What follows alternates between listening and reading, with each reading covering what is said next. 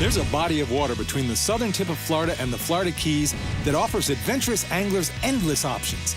This week, John Brownlee embarks on a journey to explore his backyard for snook, redfish, and more. Right. Fish on. Oh! Come enjoy the sights and sounds as SFTV goes exploring Florida Bay. We're on a fish. Whoa! What a toad! Oh my God!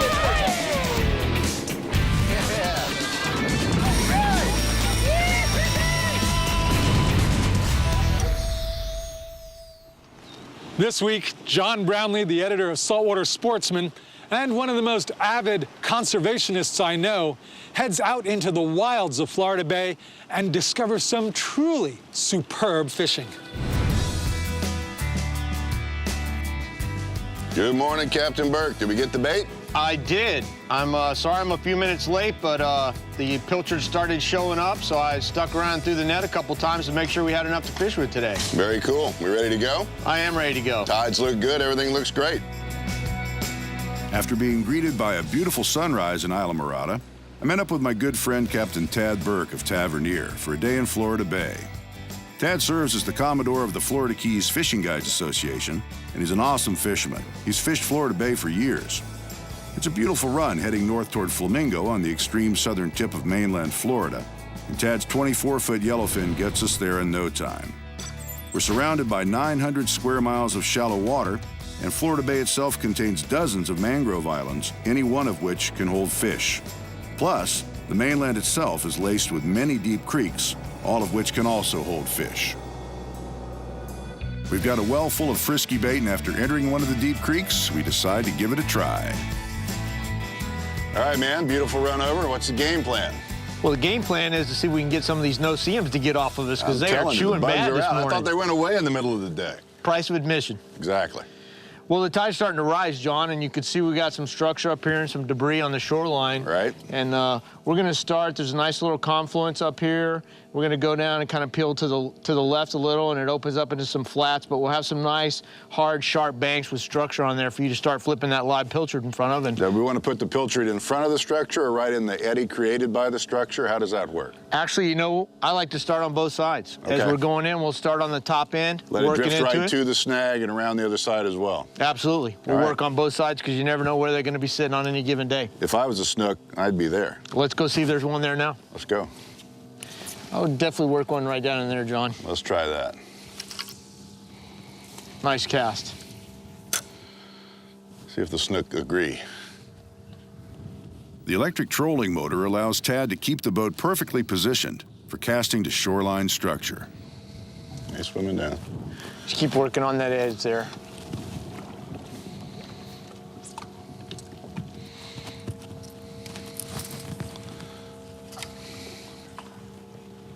Oh, did you see that? Something big flashed.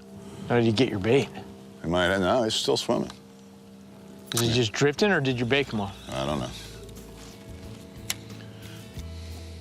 Anglers often think of popping corks and corks as novice ways to fishing for beginners, but they're very productive in keeping an eye on where your bait's at to make sure you get a good drift, and also for kind of getting fish fired up. Well, there's some technique to working them, too. It's not just putting them out there and letting them sit. Absolutely not. The tide didn't cooperate with us in that first creek, so we decided to make a move and try a nearby island shoreline. John, we're going to fish the first part of this little opening here. I'm going to stake up right here just a little bit farther. Let's make your first couple casts. Let's work one right on the point here where this water's piling up on the corner. Nice. A good-looking spot. Yeah, we're just going to be patient. We're going to work off all this debris down here, and there should be some snooks and some redfish here.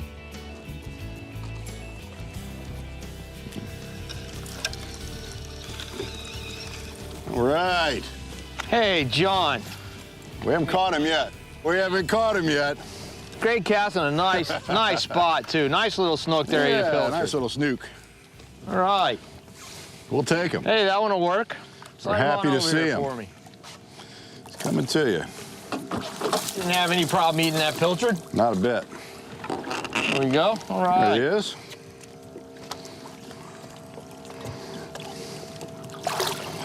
Pretty little guy. Yeah, well, he's not huge by any standards. He's a good bent rod.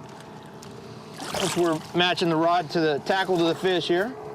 You know, it's nice to see. It's nice to see a whole bunch of these little fish out here. Shows me that there's a pretty healthy fishery. Yeah. Hey, John, you got your pliers on you, or you got one? I do. Here. There you go. Still got my pilchard. Yeah, we'll get you a fresh one. Hey, is the right species the ones we're looking for today, John? Nice job. Just need a slightly larger version. Slightly larger version.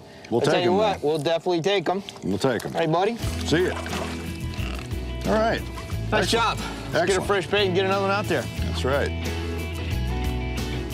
Well, we've got a snook under our belt, and coming up, we continue our exploration of Florida Bay with Captain Tad Burke, and we continue our search for new species and new spots.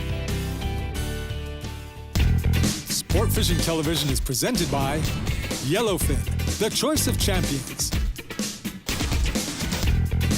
By Mercury, #1 on the water.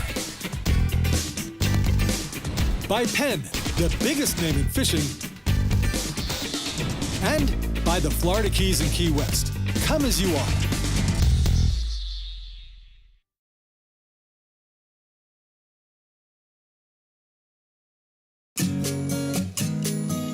We're fishing Florida Bay today with Captain Tad Burke, working shorelines littered with fallen trees.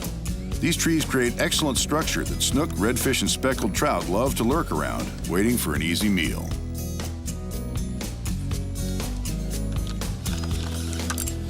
Got him on. All right, fish on. Right on the point. Well done, John, well done. Thank you. I haven't caught him yet. Don't jinx me. You know, it's really all about the bite. Yeah, it's nice to actually look at him and touch him once in a while. Oh, look, he's a little bit larger. We're working our way up. I think it's the same one. Carbon copy. Is it your carbon copy? I don't know. No, Maybe a little bigger. He's a little bigger. Not by much, but he's a little bigger. Yeah, they're growing. They're growing. We keep feeding them pilchards all day. They should get bigger.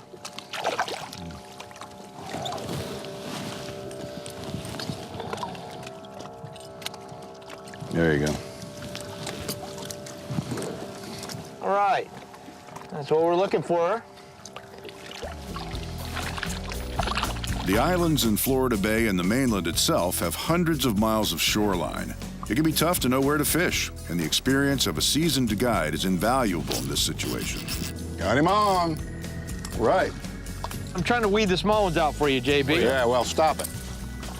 You know, he's probably a little over 20 inches. Not a huge one by any means, but, He's you know. a good fish. It's a, you know, He's a good bit fish. rod. He's beautiful, actually. He's got that nice color. Nice little blue copper tail on color him. they get Yep. in here. Got that little sharp kind of turquoise blue on his tail. Coming at you. You know, I'm not sure why the juveniles have that blue spot on their tail, but they sure do. Sure is pretty, isn't it? Look at that blue in his tail. All turquoise like that. It's gorgeous. That jig ought It's gorgeous. to pop right out of there. Yeah, he'll come right out. No problem whatsoever. Nice. All right. See you later. Hey, thanks, John. None the worse for wear. Hey, listen, anytime. Glad I could help. Thanks for unhooking that one for me. I appreciate it. A little slimy here. That's all right, man. A little fish slime among friends, you know, what is it? Never hurts a thing. Never a thing. Well, this hasn't quite panned out the way I expected, so I think we're going to pick up and make a little move here. All right, whatever you think. A fast bay boat makes the perfect platform for exploring the bay because it's a lot of water to cover. You have to know the waters well. It's easy to run aground, and it's important to not damage delicate seagrasses.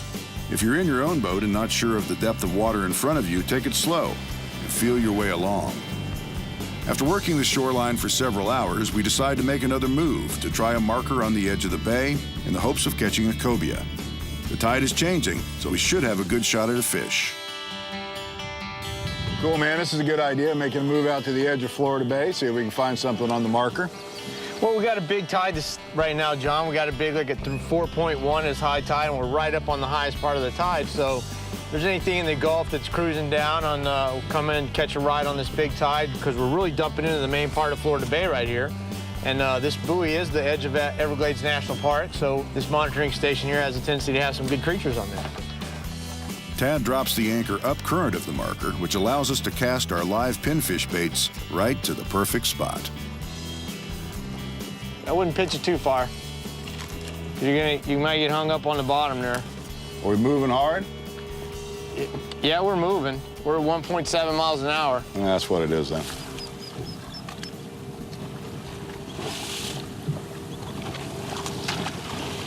Oh, there he was.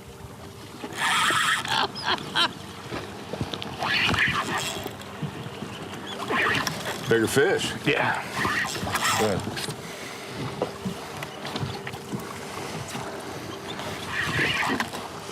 Might be the Goliath.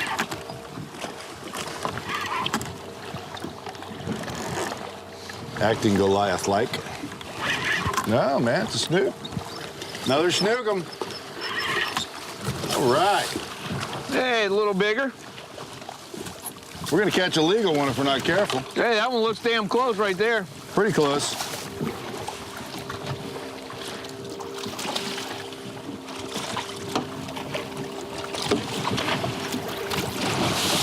Hey, they're getting a little bigger. A little bigger. All right. Beautiful color. All right, guy. See you later. Everywhere we go, we seem to find small snook, but we're happy to see them. After working the marker for a few more minutes, we move on. Guides fishing in Florida Bay move from spot to spot following the tide, and Tad already has our next spot in mind. Coming up, we try another creek as we continue our exploration of Florida Bay.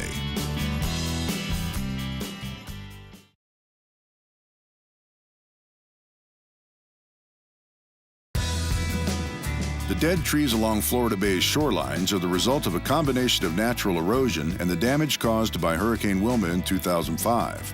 Hundreds of fallen dead trees now provide extensive structure, and snook, redfish, and Goliath grouper all like to hang around this debris, lying in wait in the hopes of ambushing an unsuspecting bait. It's important to cast your bait close to the snag, but obviously you don't want to hook it. As with many other kinds of fishing, practice makes perfect, but you will lose a few hooks along the way. Just remember that the closer your bait is to the structure, the better. I'll be serious about it. Commit. Yep. Nice hookup, buddy. Thank you, man. It's exciting. Let's see what it is. Doesn't feel like a snook. Might be a redfish. Could be a little Goliath grouper, maybe. No, that's what it is, a Goliath. Boy, they're so beautiful fish. They are beautiful fish, you know what? They are very, very pretty. They're not so pretty when they get big. No, but when they're this size, they're all lit up and they've got all the spots and stripes on them. Yep. They love those pilchards. And they get huge. They get Yes, well they over do. 400 pounds. This little, you can see just by his mouth there that you can see how when they would get 300 pounds, 400 pounds, that they would possibly want to sample a diver. They can swallow small human beings. Yes, they could. Hey, the circle hook came right out. These are a protected species, John, so we can't take them out of the water. Yep. But the hook's out of them there. And look at those beautiful spots on his fin. He's gorgeous.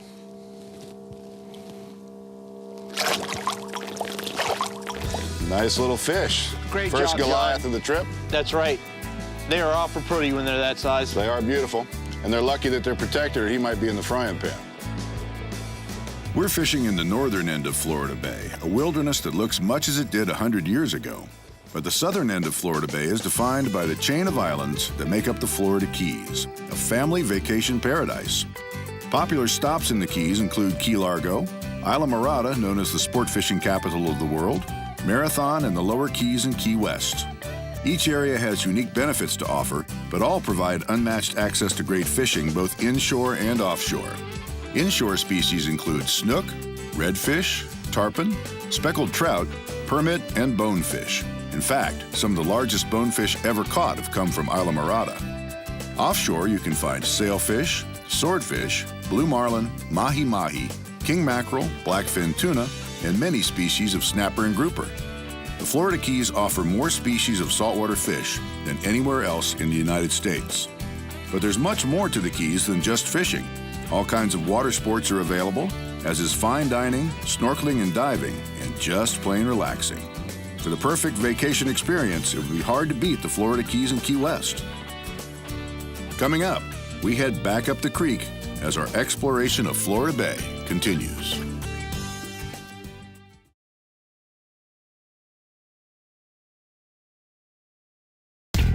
Sport Fishing Television has been presented by King Sailfish Mounts, offering a full selection of world-class release mounts. By Chica Lodge and Spa, luring anglers to the Florida Keys for more than 60 years. By Bomber Saltwater Grade, built to dominate. And by Ray Marine, world leaders in marine electronics. We're gonna go through some narrow tree areas. There should be some pretty good structure in here. Definitely try one in that little shady spot there if you can get one in there. Well, we'll either get it in there or we'll hook a tree. How about that? The deep creeks found along the southern end of the mainland are home to lots more than fish. Saltwater crocodiles live here too, so it's always a good idea to stay in the boat.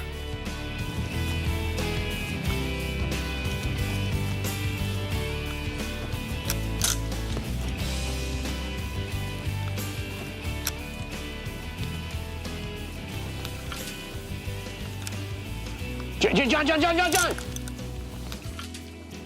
Oh! Yeah! I got Holy! big ass redfish.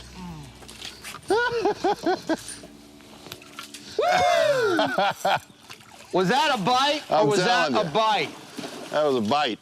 Give me. I'm right here, man. I know. Put the engine down. Put the engine down. You get him? He followed that thing out of there Yeah, he and did. glommed it. Yeah, he did. Kick his ass, man. Don't let him get you. Well, now that I said put the engine down, I'm gonna have to Hey, go. I'm gonna drift on out of here. Come on. I'm gonna drift us on out in the open here. We good or is he in a tree? I don't know. Now put the motor up.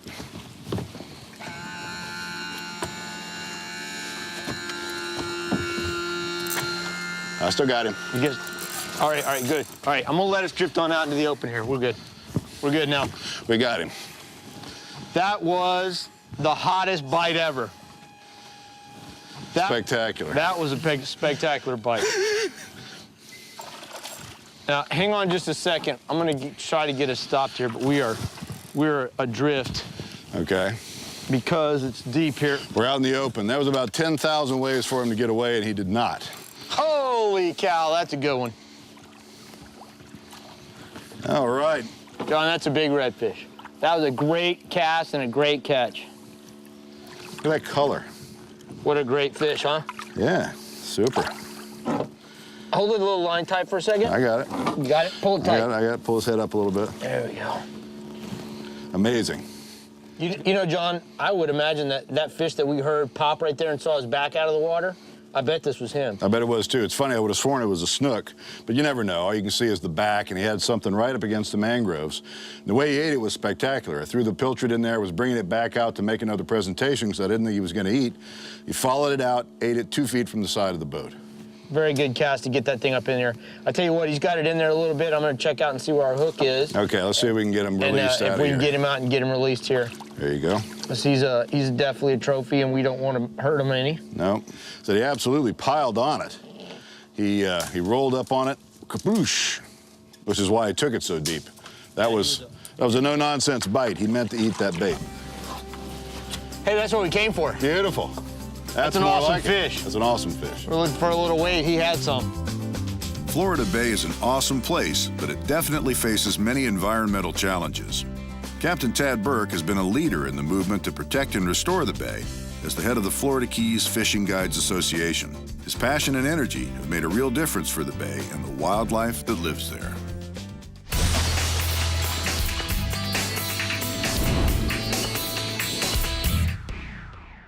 Dad, great day, man. We had a wonderful trip. We got snook, redfish, Goliath grouper, a lot of fun. You know, one of the really great things in my mind about Florida Bay and Everglades National Park in general is the fact that here we are about 50 miles as the crow flies from downtown Miami, and yet we're in this wilderness that probably looked pretty much like this 1,000 years ago. Yet the park is not the same because man has tinkered around with the plumbing, the water flow, and there are parts of the park, including the bay, that need help. I know you're actively involved in that. Tell us about some of the things that are going on to help make the park better and more healthy. The fact that we are close to a metropolitan area presents challenges. Water's been rerouted for flood control and farming. It's taken the original flow from the Everglades and River Grass down into Florida Bay, and that's been the main problem. And it's led to hypersalinity, too much salt. It has. Some of the projects that bring hope to us, there's going to be a groundbreaking for the Tamiami Trail Elevated Road Project. They're going to elevate the road that's actually going to allow some flow back into the northern section of the Glades and come down into Florida Bay. Is a solid barrier that blocks the flow of fresh water from the Lake Okeechobee region on down here to the Florida Bay. Yes, it is. The section that they've picked out is going to be free flowing so they can allow water to come back in. The other project at the end of January is going to be the backfilling of the C-111 canal. And that's also going to allow us to get fresh water, more of a natural flow into Florida Bay. So we're hoping that those projects are going to help the water quality. Let's hope that all these things come to a positive fruition for all of us, and the Bay is here for our kids and grandkids to enjoy just like we have.